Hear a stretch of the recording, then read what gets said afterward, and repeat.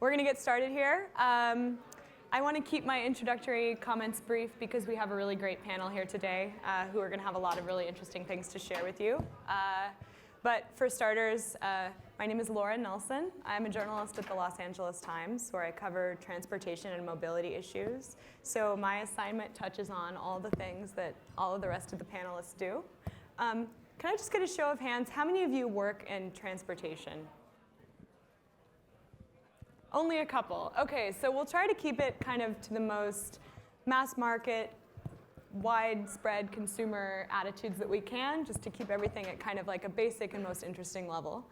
For timing, we're hoping to do about 45 minutes of conversation between me and the panelists. And then we're going to try to keep 10 to 15 minutes for questions from the audience, if any of you have anything that you're really dying to ask. I'm excited to be here, and thank you to Milken for having all of us today. Transportation, I think, is one of the most interesting topics across the US in totality, but especially in a place like California, which has led the way for transportation innovation for decades, starting with environmental regulations in the 1970s that led to the development of catalytic converters, to Google Maps and everything else that's happening in Silicon Valley, Uber, Lyft, to all these exciting new innovations we have coming in terms of electric vehicles, autonomous vehicles, high-speed rail, and Hyperloop.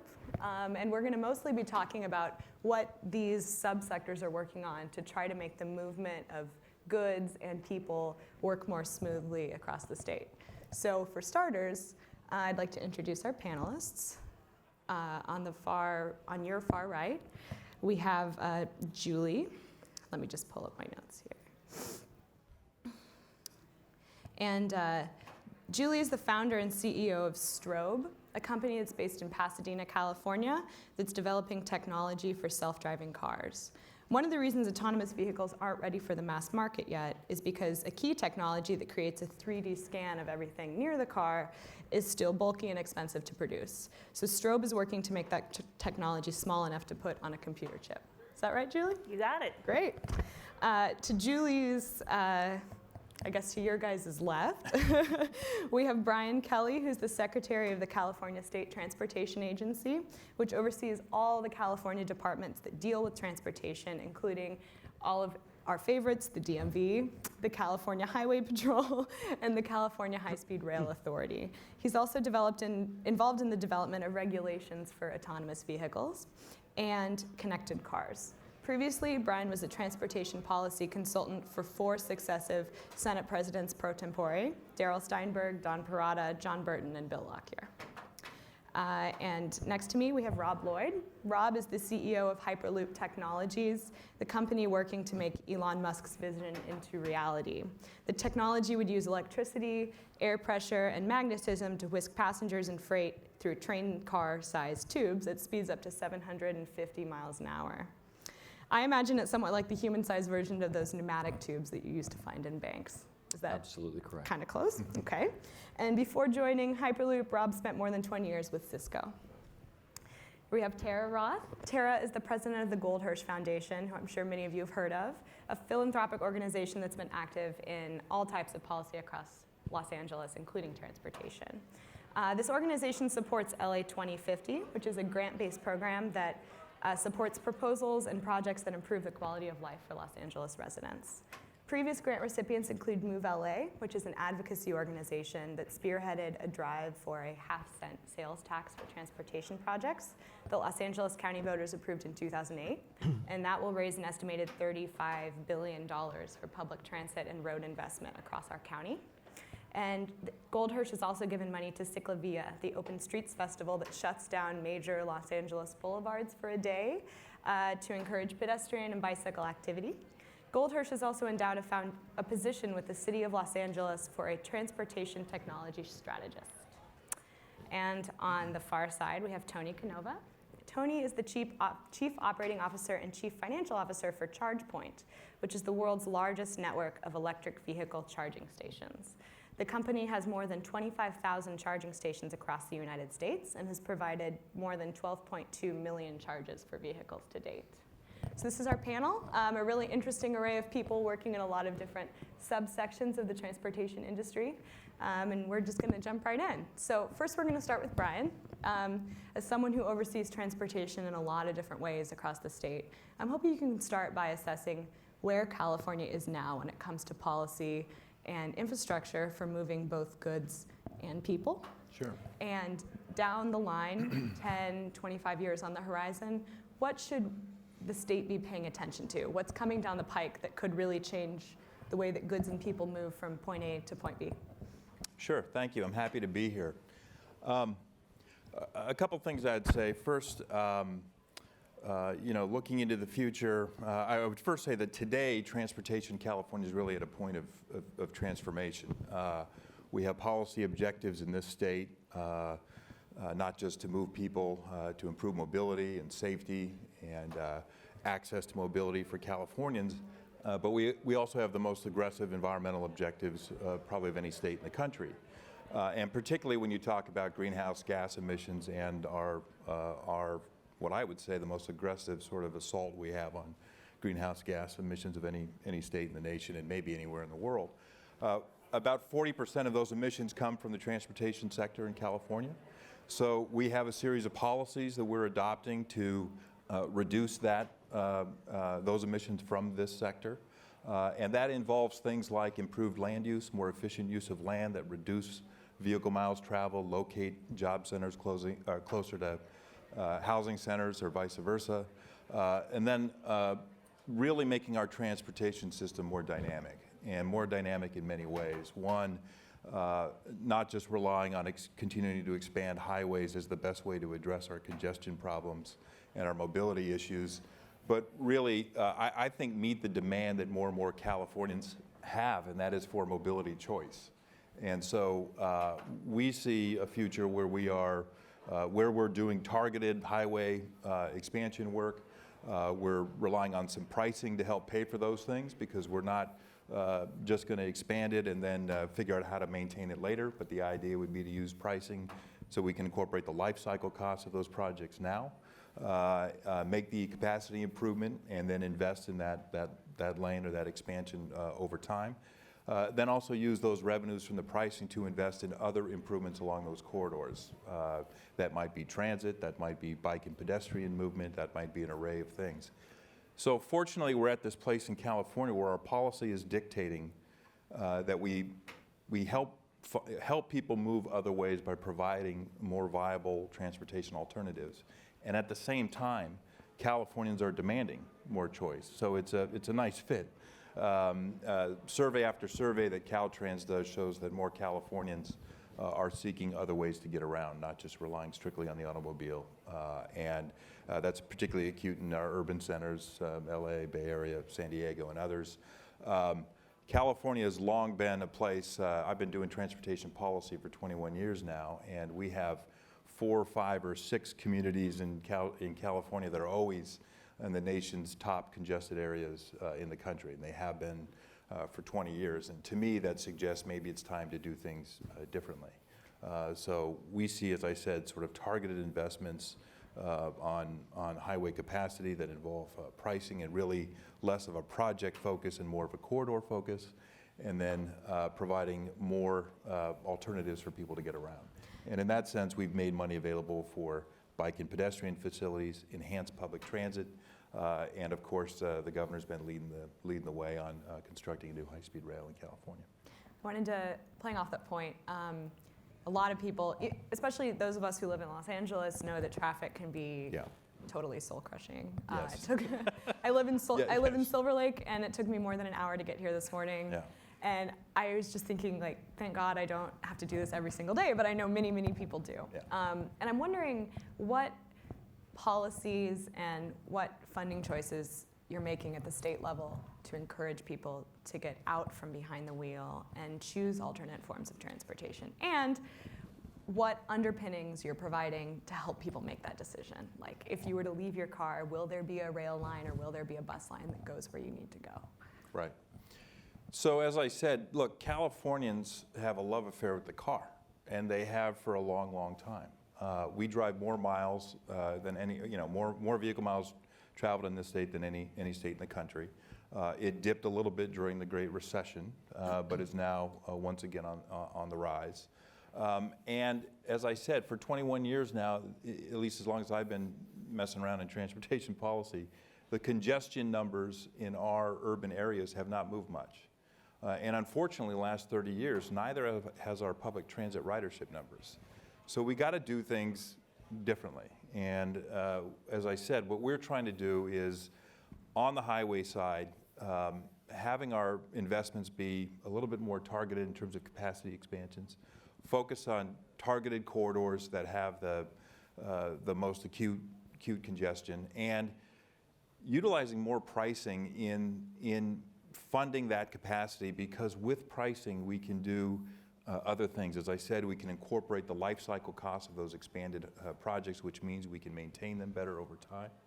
And we can use revenue from that pricing to invest in other ways to get around in the corridor. When you say pricing, you mean tolling? Tolling, or, tolling primarily, but it's done in a lot of ways now, and it's much more convenient than it used to be. This doesn't mean we're building huge toll facilities where people are backed up. Now it's express lanes or managed lanes that people can roll through with an electronic card in their car. And the idea is to both manage congestion better in those corridors and then use the revenue to provide viable options. At the state level, there's a couple of things that I just touch on. One is we are dedicating more and more cap and trade money to transportation. Specifically, we're spending those funds in a couple of ways. One is to help local communities fund improved strategic growth going forward, better land use, which means putting housing, as I said, closer to job centers, transit-oriented development in those areas, and providing sort of livable communities where folks may be less inclined to get in the vehicle and drive around and seek other options. We are making money available. Last year we did $225 million to 14 projects around the state. We'll repeat that again this year. We're seeking more money in 2017 going forward, but to provide funds for transit capital grant programs. And down in this region, our work last year meant 9 new clean vehicles, locomotives for Metrolink. A new station at the Rosa Parks Willowbrook station will be redone, and improvements made there to improve the transit capacity at that station and the accessibility to that station for people who use it. All over the state of California, we made investments that will improve ridership, reduce greenhouse gas emissions, and again, really get to making transit a more viable option for folks. Mm-hmm. The last thing I'd just say is we're also using cap and trade dollars with the approval of the legislature to invest in the continued development of high-speed rail. Mm-hmm. And look, I know that's a controversial project in some places around the state, but I would just say this, today in California, if you want to take a passenger rail train from LA to the Bay Area, it's a 12-hour trip. And that is embarrassing. And we think we can do a lot better than that. We think that building a high-speed train that is interregional and is well connected with our local and regional service providers will provide a real good mobility option for Californians. And it's not like we're creating this out of whole cloth. Countries all over the world are doing this. And in country after country where they've produced it and developed it, we've seen a huge mode shift in how people move between destination cities, from cars and airplanes to high-speed rail. So we're committed to this, been committed to this since the governor's been the governor, and our commitment is all in, and so we'll continue that going forward. I wish we could spend an hour talking just about high-speed rail. You think? I think so, but unfortunately we don't have that much time. And you mentioned emissions is something that the state is very focused on. And Tony, your company is working to make it easier for people to not create greenhouse gas emissions when they drive. Yeah, as Brian mentioned, it's actually 45% of transportation in California contributes to greenhouse gas here. And that's significant. And the world, California, really has a need to figure out how to reduce pollution. And so by driving an electric car, you can accomplish several objectives, right? One objective is it's a material reduction in greenhouse gas. There's pundits who will argue that if power is coal generated, that's not the case. But the vast majority of the United States, it represents a very meaningful reduction in greenhouse gas. And the other thing is it's good for the pocketbook of the individual. I drive to work for 2 cents a mile in an electric car. That compares to the average vehicle that costs about 25 cents a mile to drive. So it's a real meaningful advantage. And I think that while I can't solve all of the commuting issues in an area, certainly there are trends that are existing in transportation, including autonomous vehicles, which we can touch on when you want, that are going to lend their way to electrification. And I think it's going to be a very meaningful shift. On that note, I was thinking about electric vehicles as I was driving over here, and I make basically mostly short trips in an urban area that has a ton of electric charging stations. My gym has one, our office building has one. It would be very easy for me to get around by electric car in LA. But I was hoping you could assess briefly how the non-urban areas are doing in terms of providing this infrastructure. And if I wanted to drive to Vegas or drive home and see my family in Nebraska, Sure. What's the likelihood that I would end up stranded on the side of the road because I ran out of gas, or I ran out of juice rather? Well, to get to Nebraska, you probably would need AAA along the way several times. But All right. you think about where you charge your car based upon where you sleep, where you work, where you play. And then you think about long distances in the same manner you would think about fueling when you drove from the Bay Area to Southern California, right? There's a couple of stops that you might need to make to fuel your car. It'd be the same for an electric vehicle. In the United States, there's about 400,000 electric cars. It represents about less than 1% of new car sales. California, it represents about 3 to 3.5% of new car sales. In Southern California, it's about 2% of new car sales. And in the Silicon Valley Bay Area, it's about 10% of new car sales. So that's a very meaningful shift. The expectation in California, Governor Brown wants 1.5 million electric vehicles on the road by 2024. That means about 7 to 8% of new car sales will be electric. About 10% of new cars will be electric by then. And where are we today with infrastructure? Well, there are about 200,000 electric cars in California, about half of those in North, about half of those in South. And there's about 12,000 charging stations in California. About 4,000, 5,000 of those are here. Chances are there's no reason why you can't have a charging station at home. And there are policies and programs that the utility companies and government are working on to help incent putting charging stations into multifamily home as well, which is the more difficult problem to solve. But the key, I think, is getting charging stations into workplaces. And if you look at the big difference, I'm from Northern California, if you look at the big difference in what exists there versus down here, it's the quantity of charging stations that exist at workplaces. Virtually every large company that you see offers charging stations to their employees. And studies have shown that a charging station at work drives an employee to buy an electric car 20 times more likely to buy an electric car than if they didn't have a charging station at work. So to try to answer your question, it's about charging at home. It's about getting employers to incent and motivate putting charging stations at work that is a meaningful benefit to an employee, and at the same time encourages that employee who is going to drive. If you're going to drive a car, it might as well be an electric car.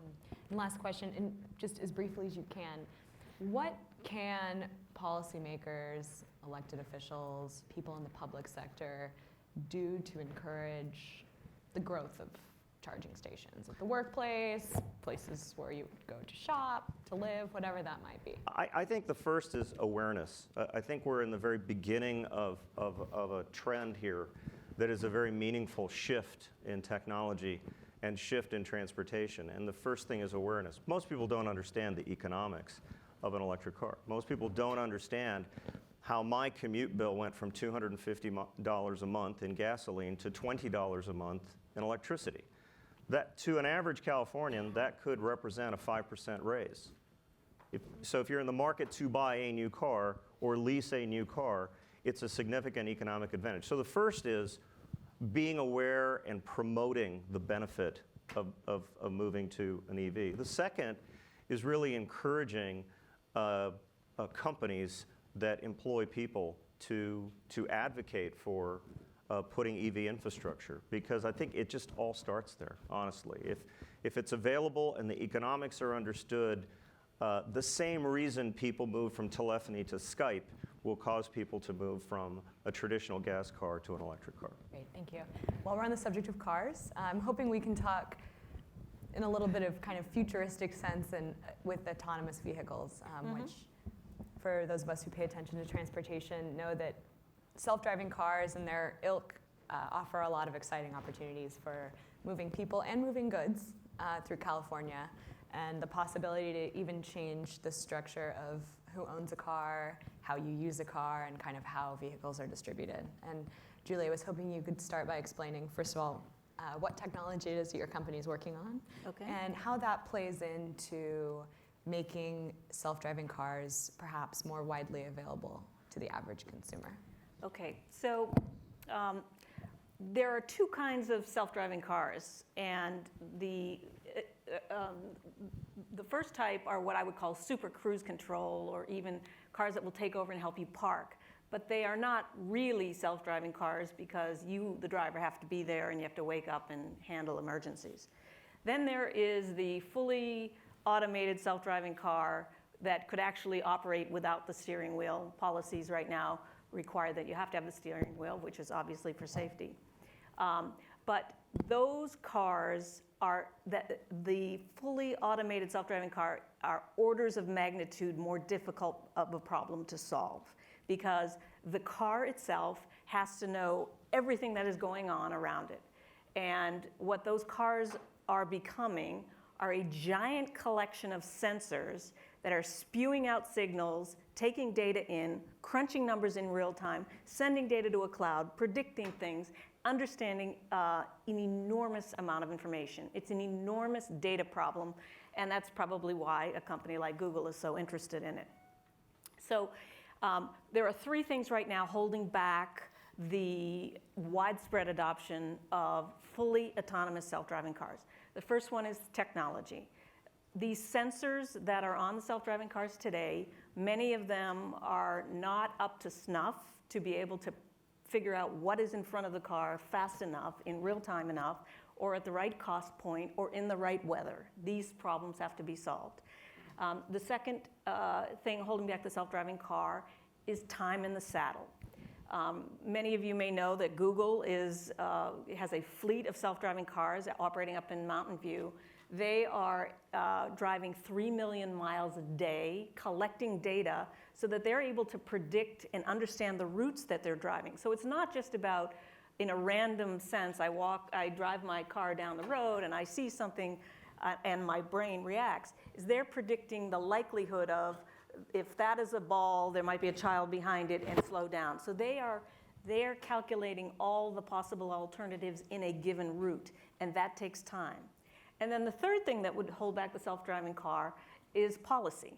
And right now, there is a lot of wonderful regulation allowing testing in certain conditions of self-driving car, but the gentleman to my right is the individual who will probably give us the best insight into what will be the next step for getting these self-driving cars into the marketplace.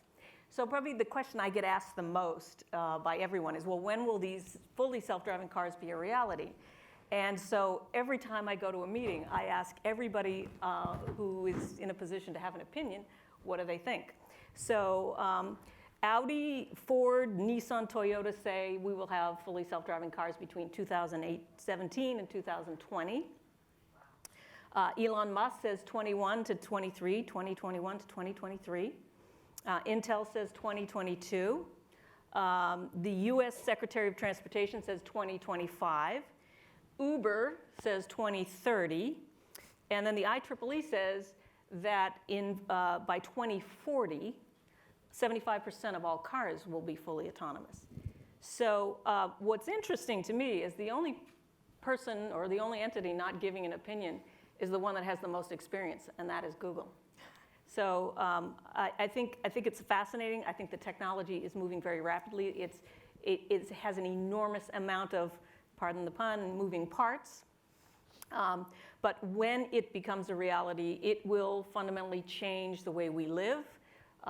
Right now, I always say that No one under the age of 31 reads a newspaper anymore. Except maybe me. Yeah.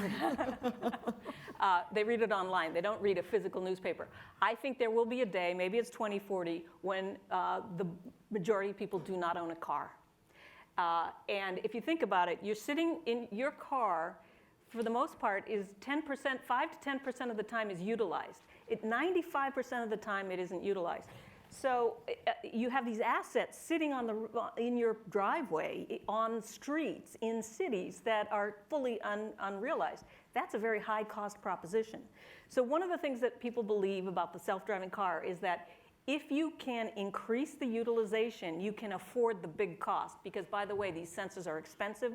All this computer programming, the crunching of numbers right now is cost prohibitive for a regular consumer. But if you're Uber, if you're perhaps a trucking company, you can increase the utilization of the car. Instead of it being used 5% of the time, it's used 90% of the time or 75% of the time. You can spread those costs across many more miles. So it's an exciting future. I don't think anybody really knows, but I think that it's safe to say if you had a child today, their life will be fully disrupted and different than yours in the way they use transportation, the way they get around in cities, the way they get around in the world. So playing off that, we could also spend an hour talking about all of these topics, and we're just trying to gallop through all of them. So in terms of policy and how the state is preparing for this shift, everything that Julie mentioned, all the experts are saying exactly the same thing, right? That there's the possibility that all the patterns of how we live and work could be disrupted by self-driving cars and autonomous vehicles, from taking transit to who delivers your UPS packages to how freight is shipped from the port all the way to Chicago, whatever that might be. So, and even the possibility, as I mentioned before, of soul-crushing traffic in Los Angeles. Some people say that self-driving cars could even make traffic patterns marginally better by eliminating the human error that causes so many of the problems that we see on the freeways. Rubbernecking, rear-ending, you name it. So I'm wondering how the state is preparing for this shift, and what types of policies you're working on putting in place and are looking toward in the future to make this transition easier. Sure. Well, first, I want to play off something I think I heard Rob say before we took the stage, which was that in the world of transportation, we're at this turning point on technology, where technology is making a huge difference now and will make a huge difference going forward. And there's a need for regulations to catch up and to allow that innovation to move forward. And there's no question about that. And I want to touch a little bit on that challenge, and I know we're short on time, but I just want to note, just looking at the autonomous vehicle regulations, the legislature passed a bill in 2000, I think it was 12, maybe 13, to have the Department of Motor Vehicles in California do 2 sets of regulations on autonomous vehicles. The first is to allow these vehicles to be tested on our roadways. Those regulations have passed. They're done. And vehicles are indeed being tested on our roadways. With respect to Google, they are testing, many may have seen the SUV-looking vehicles with the funny thing on top that spins their sensor equipment, and those are being tested on the roadways. Google is also interested in producing a car and a vehicle that is not so much operated by a driver in the car, but is more remotely operated, and I think in their view that would not necessarily require a steering wheel and maybe not even brakes. That is a very different world when you consider that today much of our law around traffic operations relies on the person driving the car, and is really about personal responsibility for what decisions a driver makes or what they do, and that's how we enforce the vehicle code in California today. It's also a little bit odd to ask the Department of Motor Vehicle to be NHTSA, which is the national entity that deals with vehicle safety. So there is a federal vehicle standard that NHTSA enforces. There is no national or state standard for autonomous technology. And some are saying we ought to, kind of mirror the NHTSA regulatory model on this. That's a little bit tricky when That's we the don't. National Highway Traffic Safety. Yes. Agency. Administration, yes. So, and we don't, we as I said, we don't have a strict standard for autonomous vehicles. I would say that, NHTSA, or on that technology rather, and NHTSA is, they're undertaking white papers now and doing additional work now on this technology and what it might mean. So in California, we've already done the testing regs. We are now, the Department of Motor Vehicles is working on the operating regs that will allow some of these vehicles to operate on our roadways. And at least we'll get into regulatory workshop conversations probably in the very beginning of 2016 on that. So we're moving forward on the operating side. I would say that people should probably expect that there will be a quicker advancement on some of the technology than others. And as was noted, some automobile folks are suggesting very soon on autonomous vehicles, but that may be an autonomous technology that is not entirely no steering wheel, no brakes, nobody in the car, operated remotely. That might be a little bit further down the road. So look, I think what our charge is to provide the regulatory landscape for this innovation to develop, to move forward. And that's what we're attempting to do now. We're the first state in the nation undertaking this. And that's why we're going to start with workshops rather than jump right into a rulemaking process, because we're going to need feedback and we're going to need help from the industry on getting it right. And it's an important, very important conversation. And as I said, I expect you're going to hear more from DMV very shortly on that, and we'll be in public workshops, I think, in January. Great, thank you. And on that note, when we're talking about the pace of innovation in the private sector versus public regulations, Rob, I know that Hyperloop today announced that you guys have decided to conduct your tests for Hyperloop in North Las Vegas as opposed to in the state of California. And part of that was due to the speed of the regulatory process between the two states, correct? I'm wondering if you can discuss a little bit, first of all, where you are in the process of developing Hyperloop and how far away that might be from reaching the mass consumer. Sure. So why don't we do a little Hyperloop 101 Great. primer, okay? And start with the idea of a tube that you can build between 2 points, cities or ports and airports. But the tube is actually a closed environment where we don't have weather, we don't have sand, we don't have snow. We just have a pressure-reduced environment. We actually reduce the pressure inside that tube to equivalent to 160,000 feet above the Earth's surface. And inside that tube, we put a pod. So imagine a pod is a short version of a plane or an enclosure in which we put a 20-foot equivalent container. And that pod then allows us to actually have people or cargo in that pressure-reduced environment. Then we levitate that pod off a track, and we don't have any wheels, we don't have any friction. We can actually create an environment where that pod has no friction, and since it's not pushing any air, you have a very elegant environment where you can move very quickly. And you use an electric motor and you scoot that pod inside that tube. You only need to actually have a fraction of the distance requires energy because you have no resistance. So you actually could go 100, 200 kilometers just gliding inside that kind of an environment.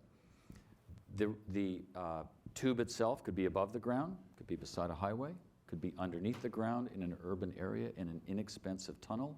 It could be under the water. So you could actually build a port offshore instead of one that actually requires expensive land in the Port of Los Angeles or Long Beach.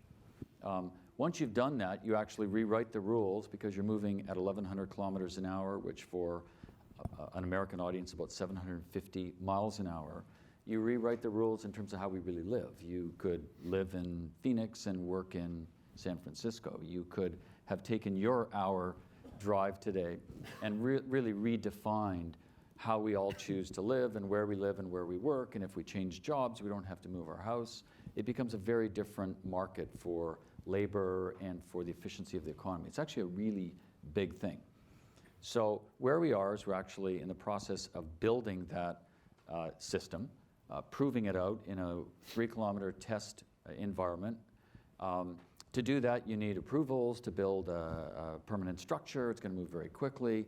Those approvals are typically attached to military sites today that actually have these kinds of things that are going really fast in test tracks. But in our case, what we were trying to do is to actually build the first of those tests, which is how that electric motor is going to move really quickly. And that test, because of an ability to get permits very quickly, was just announced today that we're going to put that in Nevada. Our offices are here in Los Angeles. It's the greatest place for us to be. We're in the ecosystem of the aviation and transportation industry with great universities that are attracting some of the most brilliant engineers in the world. So we want to have that test capability proven in the next year. And then from that, we want to actually start to say, now how can we apply that technology in a way that's going to change transportation forever? You know, I started with Cisco, and this is really the lesson I've learned 21 years ago. When we were first building those routers and the first internet, we had no idea what the internet would become. And it's very clear. We sort of made it up as we went along. And now everything you rely on today as we sit here is part of that infrastructure. It's a different network. So we do expect that what we'll attempt to do is to find those cases when that first example of Hyperloop makes the most impactful change. And what would that be?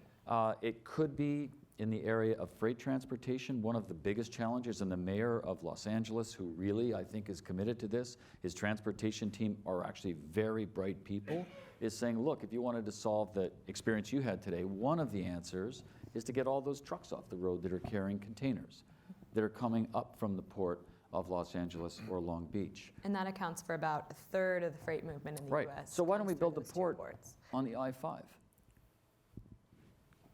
Why not? There's some land out there. We could move something really quickly, take a container, don't drop it on the dock, drop it into a pod and scoot it through to the I-5. And then your intermodal could be somewhere quite differently than the really lovely land that's worth $200 billion sitting in Los Angeles with big rusty things sitting on them. And we know that the supply chain, those of us that are looking for our goods to come in from container ships that are getting bigger and bigger and have thousands of containers on them, are sitting in ports way too long. So we're actually seeing that the whole backbone of freight. That could be a really good example.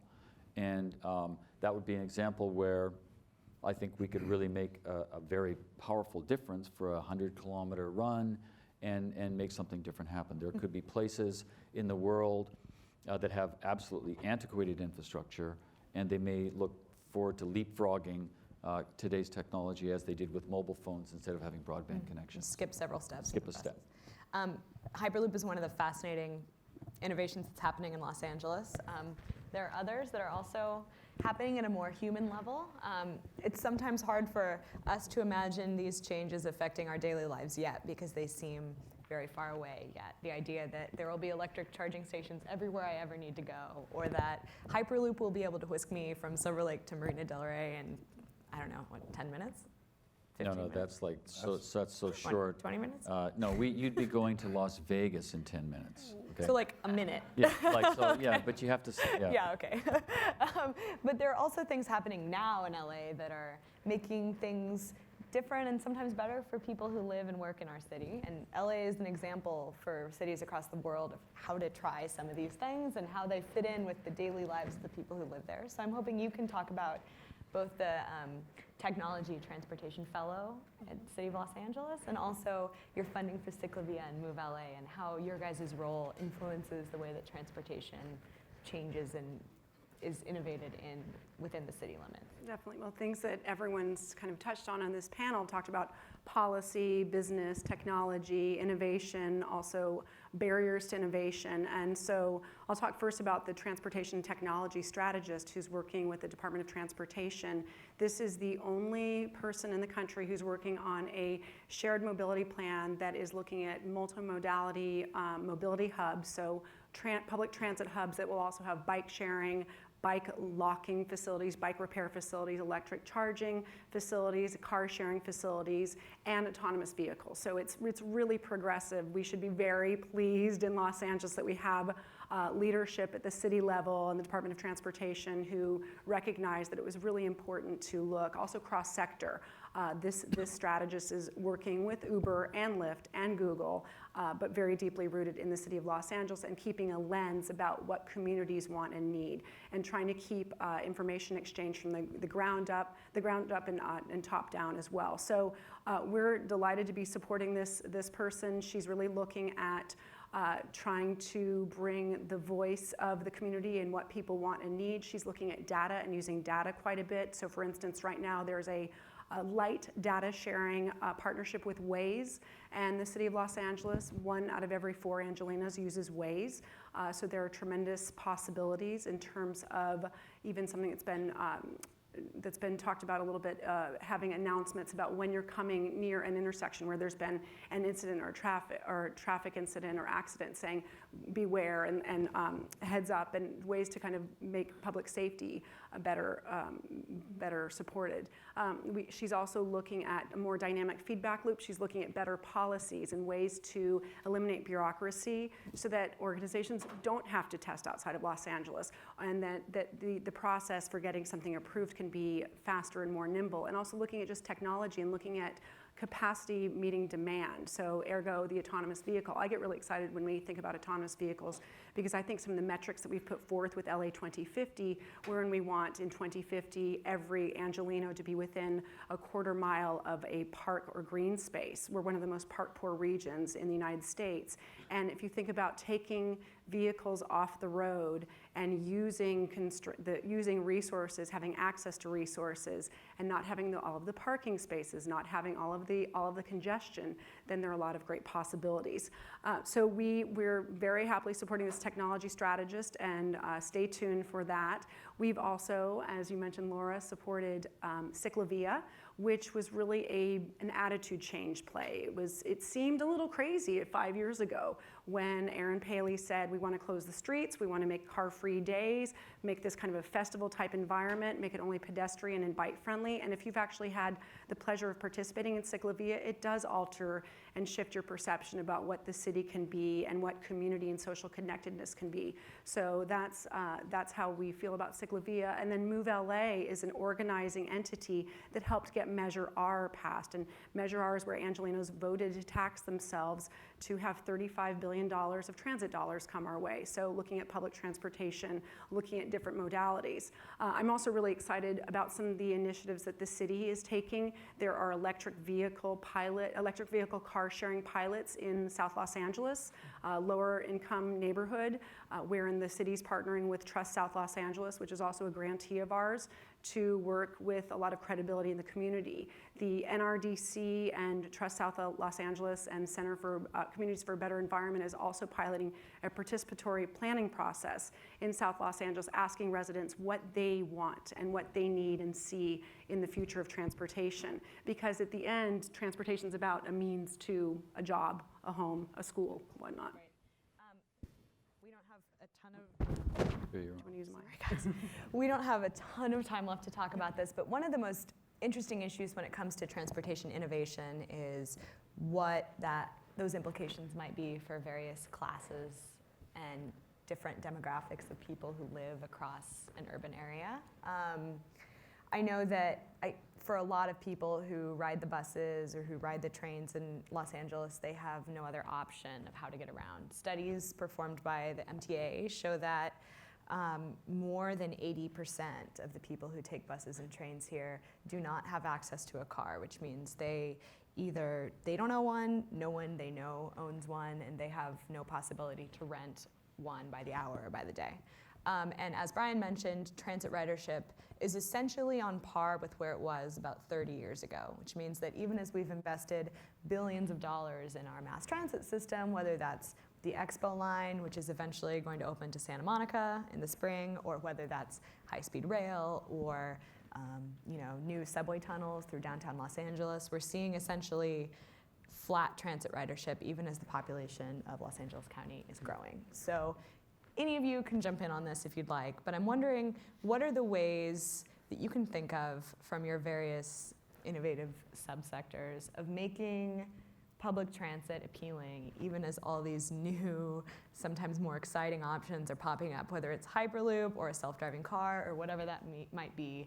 How do you keep the publicly subsidized option viable and something that welcomes like a large cross-section of commuters? I'll take a shot. Okay. I know it's a big question. Yeah, it's a big question. A couple of things. One is I think we can better integrate our services. And it's something that, at least from a statewide perspective, we haven't spent a lot of time or effort doing over the years. When I came into this job, and the state is contemplating building an interregional high-speed rail system, that has real limited utility if we don't have seamless connection with regional and local providers. And so we have tried to develop the system in a way where we're not just going to invest in this fast train that goes between the north and the south, but that we're going to be investment partners with the locals on transit systems that will connect with that service and provide mobility access for people at the local level. That's one thing. We've put some money around that as well, not just our original high-speed rail bond dollars. $950 million in that pot was for those kind of investments. But where we're now utilizing cap and trade dollars, we have a transit capital program that puts an emphasis on those local rail projects or commuter transit projects, public transit projects, that will have connectivity to the either to other systems or to the high-speed rail system as it's developed. And so the idea is to not just talk about this fast train between 2 points, but really modernize the entirety of our public transit system. So that's one. And then two, I just got to say, public transit operators have to be a part of the solution too. And when I first started many years ago, when I had hair, in the Bay Area there was a big fight going on about whether or not you can use one sort of transit card to ride multiple operators, right? It's a little bit more commonplace now, but to me things like that are a no-brainer. You want to make it an easy option for people. We should be making it as easy an option as possible. If they buy a ticket on one, it ought to be good to ride on several, and particularly in regions. So this idea of connectivity, seamlessness, and really an easier option for folks to use the system has been our focus. Great, thank you. We finished our panel 1 minute over time, which is really great, guys. And we have 14 minutes left for questions from the audience. So if any of you would like to ask something, please feel free. Yeah. Oh, we have microphones. Hi, this question is for Secretary Kelly. I was at the last panel that was moderated by former Secretary Bonner, and there was a lot on infrastructure finance, and there was a lot of discussion there regarding public-private partnerships. And of course, it's very difficult to try to raise revenues for transportation, as we all know, in the last session. And so going forward, in the state of California, what are the parameters that you look for and that your agency is going to be looking for in terms of what makes a good P3 in California? And feel free to offer some corridors or projects that you think might meet this criteria. Thank you.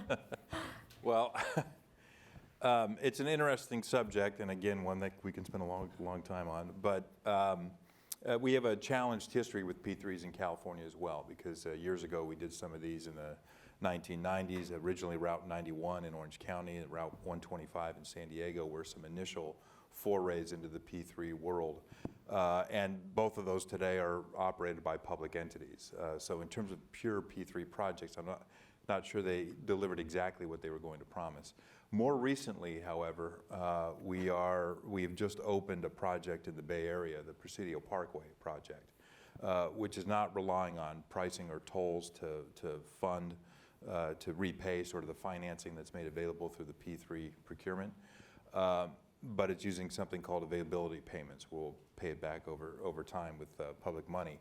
I do think, and I've become a bit of a convert on this, that I do think there are places to utilize P3, but I think policymakers need to be very clear and have a very clear understanding that P3s are not free money for the public.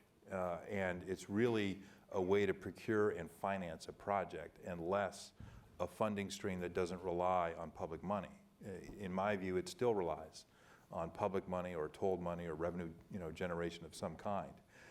But it provides some greater flexibility on how you deliver some projects. So the Presidio was one that went forward under the prior administration, is now being delivered. There's some negotiation going on between the state and the contractor to close that project out.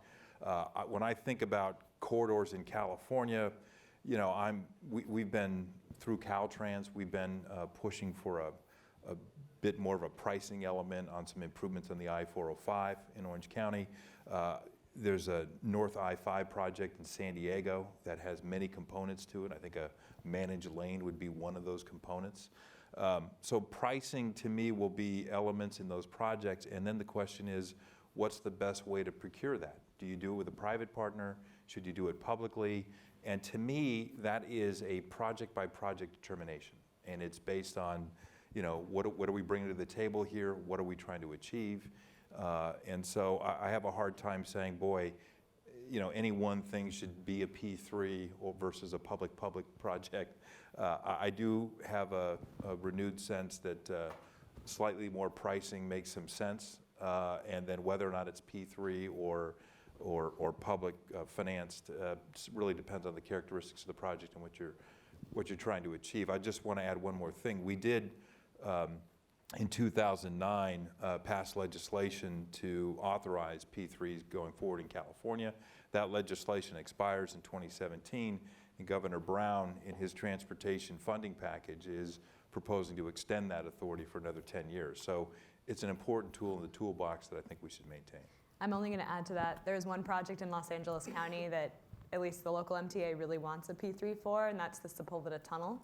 I don't know if any of you know about it, but it's a plan for an enormous tunnel that would cut through the Santa Monica Mountains and connect the San Fernando Valley to the west side, which is like the worst traffic area of the entire county. And that could include a rail project or rapid transit buses and probably some kind of tolled freeway.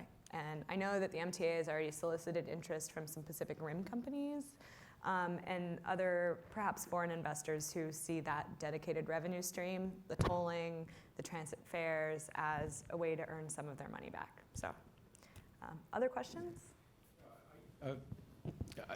Speaking of the Sepulveda Pass, I live in Tarzana. I left my home this morning just after 6. It took me an hour and a half to get here.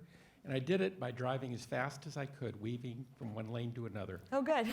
This idea that speed kills is false. Speed doesn't kill. It's the difference in speed that kills. Our highway systems, to me, are archaic. Why aren't we allowing slower traffic to travel in the right lanes and speeding up traffic in the left lanes so that we can get through and move according to the pace that we like to drive in a safe way? And to add to that, the second thing is, I think the SUV lane, or the lanes, the lanes to the left, the diamond lanes, are really causing a problem because slower traffic moves over through the other traffic to get to that lane, and then they're going slower anyway, because basically if those are the people who want to drive there. So this is the thing. Let's just do something to solve the problem right now and not wait for dollars and construction that we need. So your question is, why can't why people can't we drive just faster use on the common freeway? sense and have people that want to go slower drive in the right lane, and people that want to go faster go in the faster Well, lanes to the left? I would say when I learned to drive in Kansas, we were taught that if you drive slower, you drive on the right. But Well, I was from Kansas too, so. Yeah, all right. But I will say that at least on city streets, studies show that you're way, way, way more likely to die if you're a driver, if you're a pedestrian, or if you're a cyclist if someone is driving faster. So that's one question is city streets. And then the other question is freeways. I would defer to Brian to ask why we can't drive as fast Well, as let me we want. first say, and I know this is controversial, but I'm for common sense. So let me say that. Yes. Yes. I think you'll see in signs up and down this state and policy documents, including, I believe, I'll have to look at it, but I think the driver handbook at the DMV suggests if you're traveling slow, you travel on the right. So, I mean, we do push for that. I would say that HOV lanes are corridor dependent on how successful they are, but there's no doubt that in some places, in terms of moving more people through a corridor, they're very effective. You know, I'm from the Bay Area, and you know, the 80 lanes going into San Francisco from the East Bay in the morning, those HOV lanes are full with multiple passengers in a vehicle. So we do have restrictions on right-of-way in many of our urban areas because it's very expensive, and so that's why I was suggesting earlier we have to be smarter about our targeted investments in those corridors, and I think we have to provide, as I said, good, sound mobility options for people. In terms of slower traffic on the right, I agree with that. I think we try to push that. I don't know what else to say.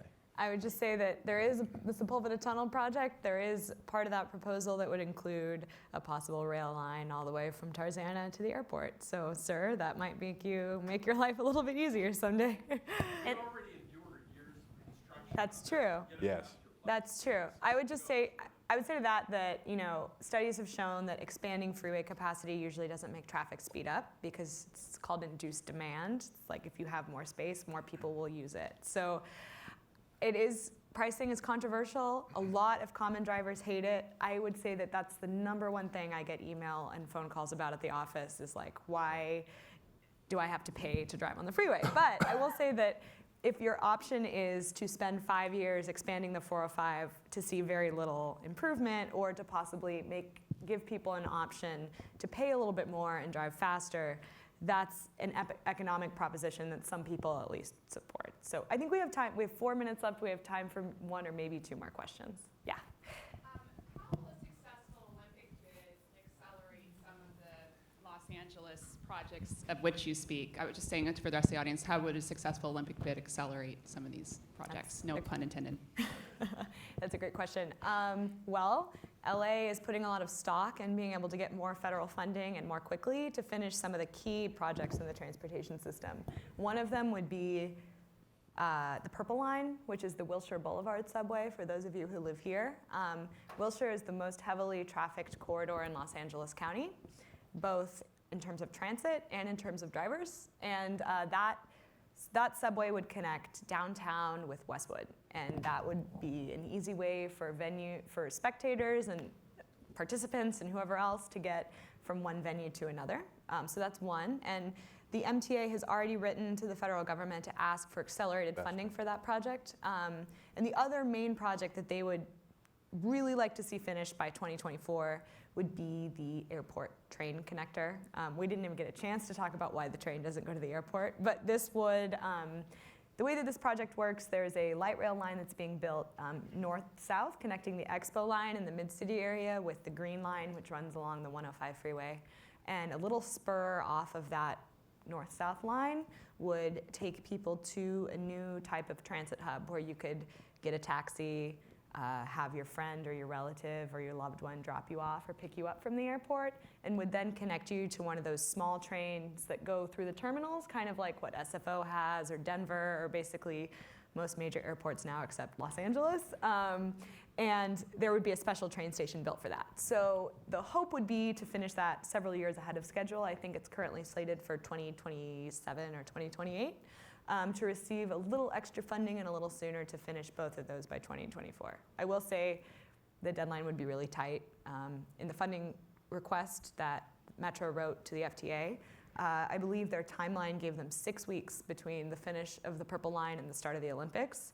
And those of you who follow major infrastructure projects know that Metro or any entity in LA rarely finishes on schedule. So I will, with that caveat, say that you could see some things really accelerated, particularly the subway that would go through Beverly Hills and Westwood. Yeah. A question specifically for Rob. When you look at, in the future, hoping that your tests go the way that you hope they will, and this kind of goes to when we were talking about could you take it locally, are you seeing setting up like a schematic of where it would make most sense to do this? Given 750 miles per hour, you're not going to be doing it for short spurts, I would imagine. It would be longer. So how are you setting that up, and what are you looking at for that? So that's a really good point. First of all, we can build Hyperloop today. All the things I just described are existing science.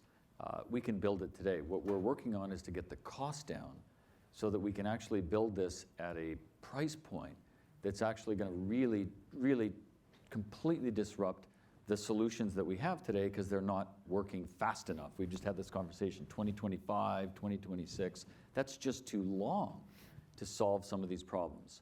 So the answer to your question is actually very simple. You can go really fast when you go straight. You can't go fast when you have to make a lot of turns. You can't go fast when you have to stop all the time. So just like a packet moves on the internet, we're going to packetize the idea of transportation. Why wouldn't you want to get into a Hyperloop pod, push the 21st floor, and the only place you stop is 21? You don't stop at 3, 5, 6, 8, 12. You just stop at 21. So the idea that you can build a network that includes every town and every community with quick on and point-to-point connectors in a smaller packetized environment than a great big long train that has 1,200 people that get off, that have to stop in a shopping center so you can wait and peruse and wait for the schedule. The real idea is it's not so much the distance as it is the number of connections that we can make with a Hyperloop that could be an intercity connector.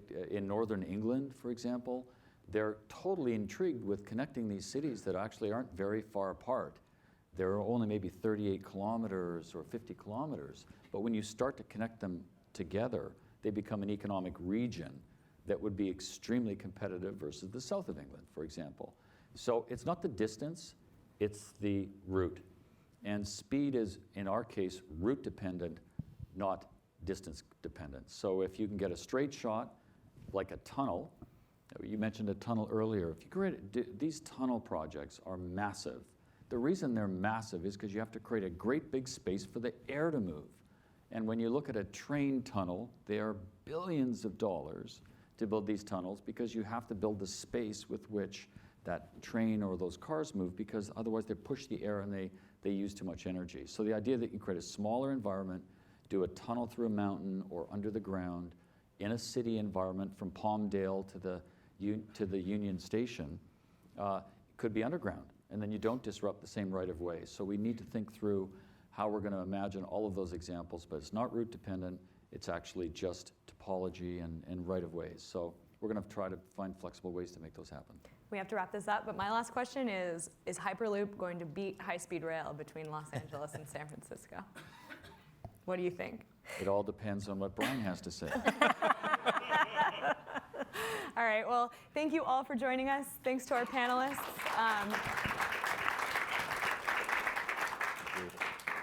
Yeah, enjoy the rest of your time. Thank you.